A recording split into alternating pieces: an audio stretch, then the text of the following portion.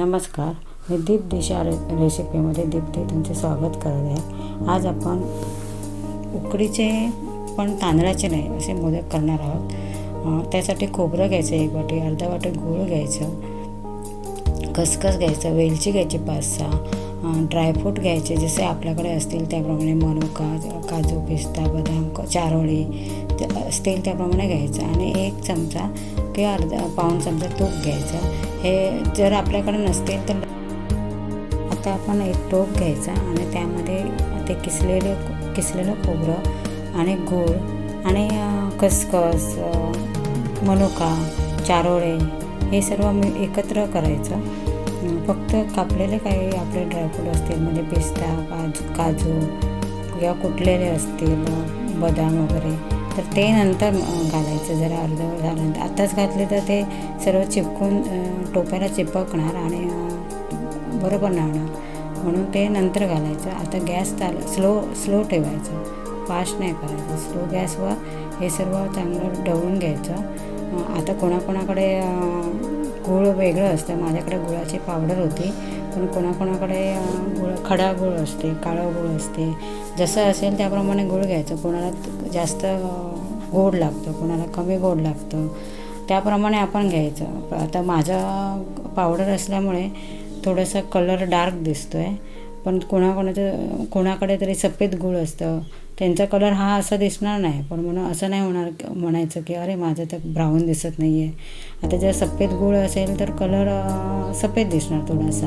आता ही powder brown कलरचीच थोडीशी होती गुळाची, म्हणून ते ब्राऊन दिसतं आहे, पण त्या कलरवर काही नाही. आपण हे सर्व घालायचं. गुळाचं प्रमाण फक्त जसं आपल्याला पाहिजे तसं घ्यायचं. कोणाकोणाला थोडं जास्त गोड लागतं, कोणाला कमी गोड लागतं, त्याप्रमाणे. आणि हे असं शिजवत वगैरे बसायचं नाही. हे चांगलं मिक्स झालं, गुळाचे खडे पूर्ण विरघळले की आपलं ते सारण पूर्ण तयार झालं.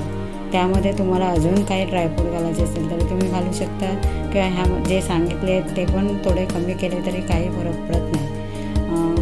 ते टेस्टलाच लागणार. आधी तुम्ही त्याच्यामध्ये थोडंसं 1 कण मीठ पण घालू शकता. इथे तुम्ही आता जे कुटून घेतलेलं ड्रायफ्रूट असतं ते आणि वेलची, कारण आता हे बंद करायचं, गॅस बंद करायची वेळ आलेली आहे, म्हणून आपण ते एंडिंगला हे घातलं. एंडिंगला वेलची घातली की वास छान येतो त्या सारणाला, म्हणून ते शेवटी घालायचं.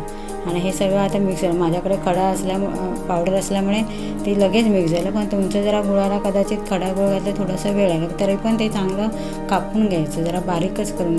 आता हे लास्ट स्टेप झालेलं आहे. कुटलेलं ड्रायफ्रूट आपण मगाशी घातलं, आता आपण लास्टला वेलची घालायची आणि 2 मिनटं परत हलवायचं, मिक्स करायचं चांगलं आणि गॅस बंद करायचा.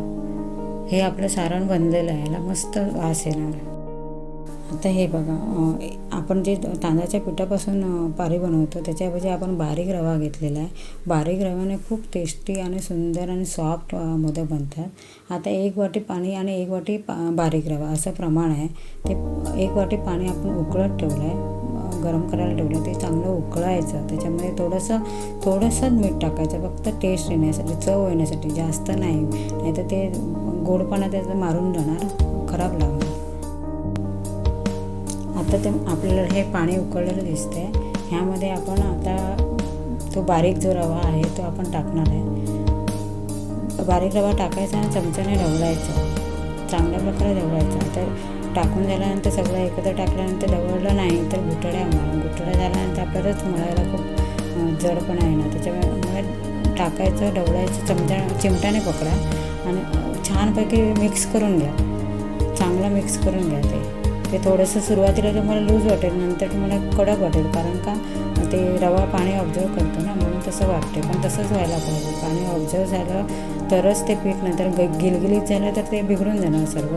म्हणून असं घट्टपणा झाला तरी चालेल, कारण नंतर मळताना आपण त्याच्यात थोडंसं पाण्याचा हापका देऊन त्याला लूज करू शकतो, पण नंतर गिलगिलीत झालं तर आपण त्याच्यात रवा नाही घालू शकत. गॅस बंद करून थोडं 5 मिनटं झाकण लावून ठेवायचं आणि नंतर गॅस परातीमध्ये ते सर्व काढून घ्यायचं. तुम्हाला ते थोडंसं घट्ट वाटेल तसंच असू दे, तसंच असायला पाहिजे. ते सर्व काढल्यानंतर चांगलं थोडंसं गरम असेल, त्याच्यामुळे एकदम त्याच्यामध्ये हात नका घालू. थोडंसं कोमटपणा आल्यानंतर ते चांगलं आपल्याला मळून घ्यावं लागेल. हे उकडीचे मोदक एवढे टेस्टी लागतात आणि सॉफ्ट होतात आणि करायला पण पारी आपल्याला खूप सोपी पडते. जशी तांदळाची पारी कधी कधी फाटते तसा इथे प्रकार होत. टोपामधलं पीठ सर्व परातीमध्ये काढून घ्यायचं आणि चांगल्या प्रकारे मळायचं. त्याच्यामध्ये तुम्हाला थोडंसं कडक वाटलं तरी चालेल, कारण इथे ह्या स्टेपला आपण परत ते ॲडजस्ट करून घेऊ शकतो. इथे फक्त एवढं आहे की आपण त्याच्यात रवा घालू शकत नाही, कारण पिठासारखा रवा आपण त्याच्यामध्ये आता मिक्स करू शकत नाही, कारण ते थंड झालेलं पीठ आहे. म्हणून ते कडक पीठ असलं तरी चालेल. कडक असलं तरी आपण त्याच्यावर चांगलं थोडंसं पाण्याचा हबका देऊन वगैरे त्याला आपण नरम करू शकतो आणि चांगलं मळू शकतो. हे बघा किती मस्त ते पीठ मळलं गेलं आहे. मी पण थोडंसं पाण्यामध्ये बोट घालायचं, हात लावायचा आणि ते पिठाला लावायचं, मग ते जास्त सॉफ्ट होतं. ते तुम्हाला मळताना ते जाणवणार. आता त्याचे आपण गोळे करायचे. आपल्याला मोदकाला कसं जरा अगदीच पातळ पारी नसते, थोडीशी पारी मोठीच असते थोडीशी. हे बघा असे गोळे करून घेतलेले आहे. आता आपल्याला मेन आपलं जे मोदक कसा करायचा आहे आपल्याला बघायचं आहे. त्याच्यासाठी पण प्रत्येक वेळा जो गोळा असतो ना तो आपण पाण्याचा एक थेंब लावून मळायचा चांगला. जेवढं तुम्ही चांगलं मळाल तेवढं ती पारी मस्त होऊन जाईल.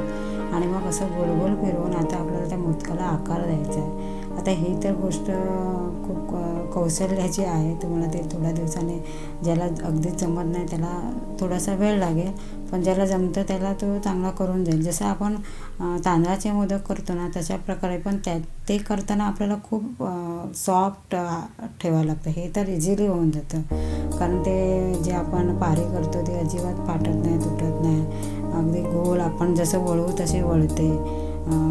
आणि त्याच्यामध्ये भरताना पण कुठे तांदळाचे मोदक करताना पारीसारखी साईडला कधी कधी तुटली जाते. ह्याच्यामध्ये तसं काहीच होत नाही. खूप छानपैकी आपण त्याच्यामध्ये असं बघा सारण भरू शकतो आणि त्याला मस्तपैकी आकार देऊ शकतो.